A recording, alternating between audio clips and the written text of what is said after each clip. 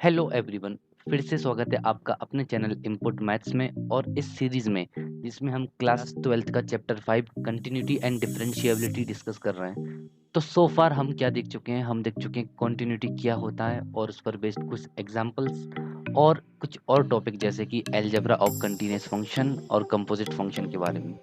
अब टाइम है इसकी एक्सरसाइज सॉल्व करने का। जो भी हमारी एनसीईआरटी एक्सरसाइज है उसमें से कुछ इंपॉर्टेंट क्वेश्चन उठाऊंगा और आपको सॉल्व करके दिखाऊंगा। बाकी के क्वेश्चन सिमिलर रहेंगे तो वो आप सेल्फ से खुद से कर सकते हो। अगर कहीं पे प्रॉब्लम आती है तो मुझे आप मैसेज कर सकते हो इंस्टाग्राम पे या फिर कमेंट में कहीं पे भी। तो बिना देर किए वीडियो को शुरू करते हैं और सीधा आते हैं अपने क्वेश्चंस पर।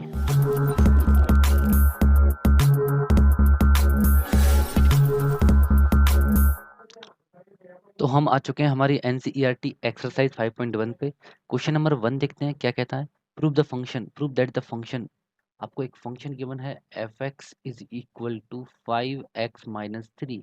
आपको प्रूव करना है ये कॉन्टिन्यूस है 3 पॉइंट्स पर, x इज इक्वल टू 0 पे, x इज इक्वल टू -3 पे और x इज इक्वल टू 5 पे। तो सबसे पहले हम x इज इक्वल टू 0 पे बात करते हैं उसकी कॉन्टिन्यूटी की। तो कॉन्टिन्यूटी कंटिन्यूस फंक्शन होने के लिए कंडीशन क्या है?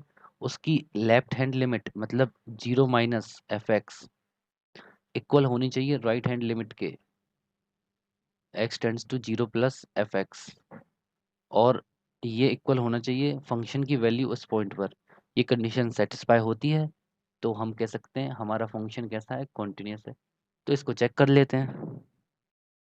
तो यहाँ पे क्लियरली आप देख सकते हो लेफ्ट हैंड लिमिट जो है वो -3 आ रही है, राइट हैंड लिमिट भी -3 आ रही है और फंक्शन की वैल्यू 0 पर 3 आ रही है। तो it is continuous at x is equal to 0।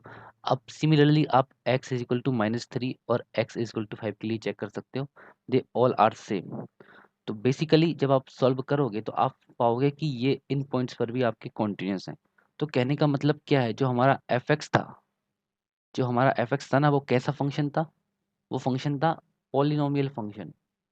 F x जो था हमारा पॉलिनोमियल फंक्शन था। तो आप एक नोट बना के लिख लीजिए कि all polynomial function are continuous at real numbers. जब हम रियल नंबर जो है डोमेन, और हाँ उनकी डोमेन में कॉन्टिन्यूस होते हैं। ऑल लिखो आप नोट में, all polynomial function are continuous in their domain, are continuous in their domain. सारे कॉन्टिन्यूस फंक्शन कॉन्टिन्यूस होते हैं इन देयर डोमेन, अपनी डोमेन में। जैसे एग्जांपल ले, हम अभी आगे डिस्कस करते हैं क्वेश्चन नंबर 3 में, इसी बात को फिर से मैं बताऊंगा। अब आते हैं क्वेश्चन नंबर 2 पे। आपको 2x² - 1 eight x equal to 3 की क्वांटिटी प्रूव करना है। तो आप सेम इसी तरह प्रूव कर सकते हो, और चाहो तो आप बिना प्रूव करे भी डायरेक्टली यहाँ पे आपको इंट्यूशन आ सकता है। मतलब देखिए आप बता सकते हो क्वांटिटी से, चेक करने की जरूरत ही नहीं है क्योंकि 2x² - 1 आपका पॉलिनोमियल फंक्शन है और सारे पॉलिनोमियल फंक्शन कॉन्टिन्यूस होते हैं। अब क्वेश्चन नंबर 3 देखते हैं। देखिए इसमें आपको कॉन्टिन्यूटी को एग्जामिन करना है, मतलब चेक करना है। तो फर्स्ट इज x-5। अब दिक्कत क्या हो रही है इस क्वेश्चन में? फर्स्ट क्वेश्चन में हमारे पास पॉइंट्स थे चेक करने के लिए, पर यहाँ पे हमारे पास पॉइंट्स नहीं दिए उसने। पॉइंट्स नहीं दिए तो हमको वही कंसेप्ट यूज करना पड़ेगा कि it is a polynomial function, ये पॉलिनोमियल फंक्शन है। और हमको पता है पॉलिनोमियल फंक्शन कॉन्टिन्यूस होते हैं सारे पॉइंट्स पर उसकी डोमेन में। तो ये इट इज कॉन्टिन्यूस होगा। सिमिलरली आप बाकी क्वेश्चन भी कर सकते हो। सेकंड वाला 1/x-5 ये फंक्शन है और आपको गिवन है कि x5 नहीं होना चाहिए, क्योंकि x5 होगा तो डेनोमिनेटर 0 हो जाएगा और 1/0 ये नॉट डिफाइन हो जाएगा, इन्फिनिटी हो जाएगा। तो इन्फिनिटी की हम बात नहीं करते हैं, इसलिए x इज इक्वल टू 5 नहीं लेंगे। उसको छोड़कर बाकी पॉइंट्स की हम बात करेंगे। तो ये भी आपका एक रेशनल फंक्शन है। देखो ये रेशनल फंक्शन क्या होता है आपका?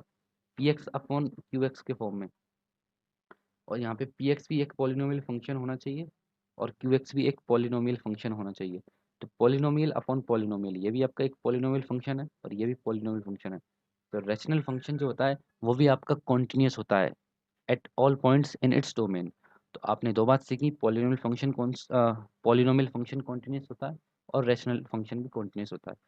सिमिलरली जो सी पार्ट है इसका, उसकी बात करें इस फंक्शन की, तो ये भी आपका क्या है? ये भी आपका पॉलिनोमियल अपॉन पॉलिनोमियल है। तो ये भी आपका कॉन्टिन्यूस होगा। x इज इक्वल टू -5 पे नहीं होगा, तो वो उन्होंने ऑलरेडी गिवन दिया है कि -5 नहीं होगा। सिमिलरली आपका फोर्थ वाला क्वेश्चन जो है वो है mod x-5। तो जो मॉडुलस फंक्शन होते हैं वो भी आपके कॉन्टिन्यूस होते हैं। तो आपने 3 नोट्स बनाने हैं। सबसे पहले बात, पॉलिनोमियल फंक्शन कॉन्टिन्यूस होते हैं उनकी डोमेन में। Second point, rational function continuous होते हैं। और थर्ड, मॉडुलस फंक्शन भी कॉन्टिन्यूस होते हैं।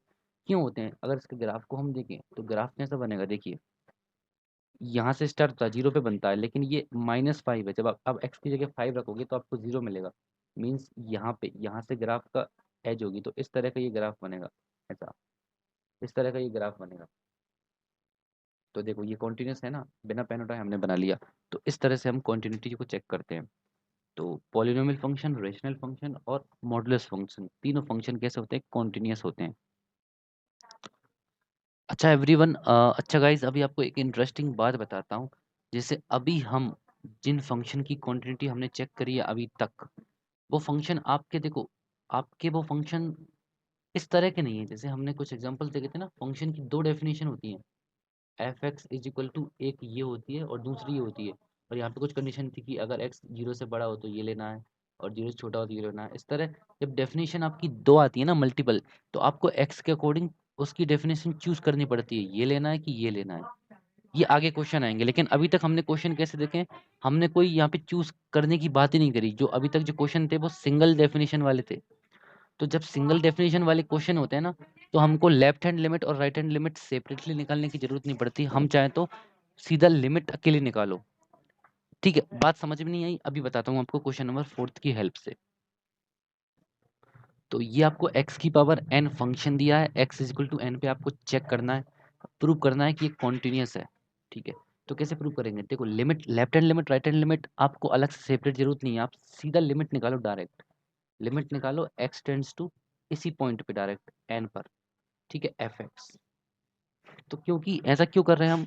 LHL और RHL की जरूरत इसलिए नहीं है क्योंकि हमको पता है ऑलरेडी वो इक्वल ही आनी है। सिर्फ एक केस में इक्वल नहीं आती, लेफ्ट हैंड लिमिट और राइट हैंड लिमिट, जब हमारी फंक्शन की मल्टीपल्स डेफिनेशन होती है। और जब सिंगल डेफिनेशन हो ना, तो आप डायरेक्ट लिमिट भी निकाल सकते हो।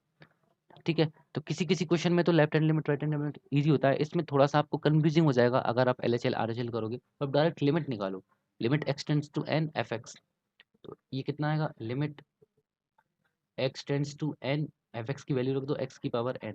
अब आप x की जगह n यहाँ पे रख के देखो क्या आ रहा है। x की जगह n आप रखते हो तो आपको n की पावर n मिलेगा। राइट, ये हो गया आपका लिमिट। दोनों लिमिट आपकी n की पावर n ही आएंगी। अभी मैं आपको चेक करके भी बताऊंगा लेफ्ट हैंड लिमिट और राइट हैंड लिमिट वाले कंसेप्ट से, वो भी आपकी n की पावर n ही आएंगे। अब चेक करते हैं फंक्शन की वैल्यू उस पॉइंट पर n पर। फंक्शन की वैल्यू भी n पर n की पावर n आ रही है। तो देखो, ये और ये हमारे इक्वल हो गए, इसका मतलब ये फंक्शन कॉन्टिन्यूस है। अब आपको बताता हूँ मैं उस वाले कंसेप्ट, लेफ्ट हैंड लिमिट और राइट हैंड लिमिट वाले कंसेप्ट से भी आपको एक बार बताता हूँ, जिससे आपको विश्वास हो जाए कि जो मैं कह रहा हूँ वो गलत नहीं है। तो आप देख सकते हो, लेफ्ट हैंड लिमिट मैंने निकाली, limit x tends to n minus F X. फिर इसको h में कन्वर्ट किया तो ये x रिप्लेस हो जाएगा n माइनस एच से। आई होप ये सब आपको पता होगा। अगर नहीं पता तो आप पिछली वीडियो जरूर देखी होगी। आपने नहीं देखी तो प्लीज पहले वो देखिए, नहीं तो आपको काफी दिक्कत आएंगी इस एक्सरसाइज में। ठीक है, तो इस तरह हम x को रिप्लेस कर देंगे n माइनस एच से। और फाइनली फंक्शन एफ एक्स है x की पावर n, तो एफ एन माइनस एच होगा n माइनस एच की पावर n। और यहाँ पे फाइनली h की जगह आपने 0 पुट किया तो n की पावर n आ गया। तो देखो सेम आ गई आपकी लेफ्ट हैंड लिमिट आपकी लिमिट के। सिमिलरली राइट हैंड लिमिट भी इसी वे में आपकी n की पावर n आ जाएगी। तो दोनों लिमिट इक्वल है और वही आपकी लिमिट की वैल्यू हो जाएगी। तो इस तरह भी आप सॉल्व कर सकते हो। तो ये हो गया क्वेश्चन नंबर 4। आगे बढ़ते हैं। अब देखिए नेक्स्ट क्वेश्चन, क्वेश्चन नंबर 5 में हमको जो फंक्शन दिया उसकी मल्टीपल डेफिनेशन है। वन के, वन से छोटा हो तो x लेना है, वन से बड़ा हो तो 5 लेना है। तो इस केस में हम एक ही कंसेप्ट, एक ही तरीका यूज करेंगे जो कि है लेफ्ट हैंड लिमिट और राइट हैंड लिमिट वाला। हम डायरेक्ट लिमिट इस केस में नहीं निकाल सकते, तो लेफ्ट हैंड लिमिट और राइट हैंड लिमिट वाले तरीका से इस क्वेश्चन को भी करते हैं सॉल्व। तो इसको चेक करते हैं। सबसे पहले इसकी लेफ्ट हैंड लिमिट चेक करते हैं। लेफ्ट हैंड लिमिट क्या होती है? लिमिट एक्स टेंड्स टू किस पर चेक करेंगे? 0 पर, है ना। X at is equal to 0 पे पहले चेक कर रहे हैं। तो 0 पर मतलब 0 माइनस 0 नेगेटिव एफ एक्स। अब x को रिप्लेस कर देंगे 0 माइनस एच से, तो limit h tends to F 0 minus H, आपका माइनस एच ही हो जाएगा डायरेक्ट। और एफ एक्स आपका क्या है? एफ एक्स, अब आपको देखो यहाँ पे जो x है वो 0 से थोड़ा छोटा है। 0 से छोटा मतलब कौन सा केस आएगा? ये वाला, 1 से छोटा वाला। तो आपको x ही लेना है, तो एफ माइनस एच है तो माइनस एच ही लेना है आपको। और इधर चल रहा है लिमिट h टेंड्स टू 0। अब यहाँ पे आप h की जगह 0 रखो तो आपका आंसर आएगा -0, या फिर -0 बोले तो 0। अब ऐसे ही आप राइट हैंड लिमिट निकालोगे तो आपकी 0 ही आएगी राइट हैंड लिमिट भी। अब निकालते हैं फंक्शन की वैल्यू उस पॉइंट पे, मतलब 0 पे। तो 0 जब हम इनपुट देंगे तो कौन सी वाली चूज़ करें? 0 1 से छोटा है ना, तो ये वाली चूज़ करेंगे, मतलब x वाली। तो f0 आपका जो इनपुट है वही आउटपुट है, मतलब f0 0 ही होगा। तो देखो तीनों इक्वल आ गए, इसका मतलब function is continuous at x is equal to 0। Same process, कुछ नया नहीं है इसमें। अब x इक्वल टू 1 और x इक्वल टू 2 के लिए आप वीडियो को पॉज कीजिए और खुद से सॉल्व कीजिए। तो जब आप x इक्वल टू 1 पे चेक करोगे तो आपका आंसर, आई होप आपने कर लिया होगा, तो मैं आंसर बता देता हूँ। आपकी जो लेफ्ट हैंड लिमिट है वो राइट हैंड लिमिट के इक्वल ही नहीं आएगी। इक्वल नहीं आएगी तो कॉन्टिन्यूअस होगा ही नहीं। और जब x इक्वल टू आप 2 रखोगे तो x इक्वल टू 2 के लिए जब आप चेक करोगे तो आपको ये कंटिन्यूअस फिर से नहीं मिलेगा। क्यों नहीं मिलेगा? इसका एक शॉर्टकट होता है, हम बिना सॉल्व करे भी देख सकते हैं। कैसे देखेंगे? जब आप x इज इक्वल टू 0 पे चेक कर रहे थे, देखो फंक्शन, एक बात याद रखना, फंक्शन कॉन्टिन्यूअस उस पॉइंट पे नहीं होता जिस पर उसकी डेफिनेशन चेंज हो रही हो। इस फंक्शन की अगर बात करें तो इसकी डेफिनेशन कहाँ चेंज हो रही है? इसकी डेफिनेशन हो रही है 1 पे चेंज, क्योंकि 1 से छोटे में ये अलग बिहेव कर रहा है और 1 से बड़े में ये अलग बिहेव कर रहा है। लेकिन अगर हम बात करें 0 की, तो 0 से कम और 0 से ज़्यादा में ये सेम बिहेव कर रहा है। जैसे 0 से कम की बात करें तो हम इसको चूज़ करेंगे, और 0 से ज़्यादा की बात करें तो भी इसको चूज़ करेंगे। ज़्यादा मतलब थोड़ा-सा ज़्यादा, जैसे ये 0 है आपका। 0 से कम की हम इस जगह की बात करते हैं, और 0 से ज़्यादा मतलब इस जगह की बात करते हैं। पर ये है तो 1 से छोटा ही ना। तो 0 पर ये सेम डेफिनिशन को चूज़ करेंगे हम, fx इक्वल टू x वाली। Similarly x is equal to 2 पर हम ये वाली डेफिनेशन चूज़ करेंगे।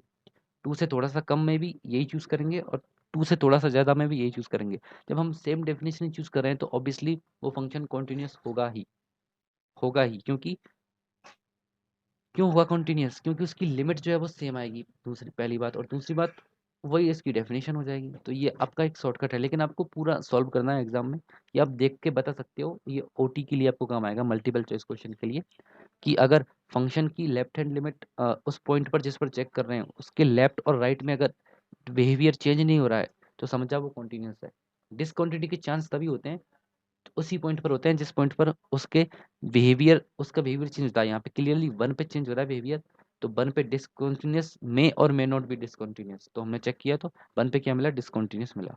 लेकिन 2 पर आपका कॉन्टिन्यूअस आएगा, 0 पर भी आपका कॉन्टिन्यूअस है। तो आई होप आपको इस क्वेश्चन से काफ़ी नॉलेज मिली होगी और काफ़ी चीज़ें क्लियर हुई होगी।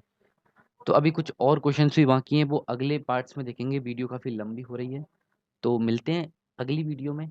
वीडियो देखने के लिए थैंक यू, और वीडियो पसंद आया तो लाइक कीजिए, और ऐसे ही और वीडियोस के लिए चैनल को सब्सक्राइब भी कीजिए। Thank you.